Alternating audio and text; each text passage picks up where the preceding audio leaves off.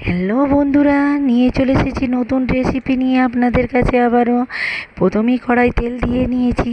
আগে থাকতেই ময়দা ভেজানো ছিল, কালো জিরে জোয়ান লবণ দিয়ে এইভাবে বেলে নিয়ে কাট করে নিয়েছি। কাট দিয়ে নিয়ে সুন্দর শেপ বানিয়ে নিয়েছি। এটা বানাচ্ছি আমি খাস্তা গজা, যেটা খাজা বলা হয়। এই যে এইভাবে শেপ দিয়ে নিয়েছি। এবার একটা একটা করে তেলে ছেঁকে নেবো। তেলে ছেঁকে নিয়েছি, সুন্দর কালার এসেছে দেখুন কত সুন্দর। আগে থাকতেই চিনি শিরা করে রেখেছিলাম। ভালো একটা ইলাইচি দিলে সুন্দর ফ্লেভার আছে, তাই ইলাইচি দিয়ে বানিয়েছি খুব সুন্দর সহজ পদ্ধতিতে।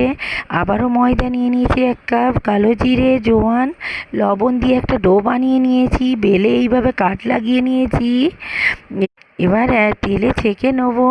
দেখুন কত সুন্দর ফুলছে নিমকিগুলো, কত সুন্দর সহজ পদ্ধতিতে। আপনারাও এইভাবে পারলে বানিয়ে খেতে পারেন, খুবই ভালো। বাইরে থেকে কেনা লাগবে না, খুবই মুচমুচে হয়েছে, খাস্তা হয়েছে। আপনারা দেখে বুঝতেই পারছেন।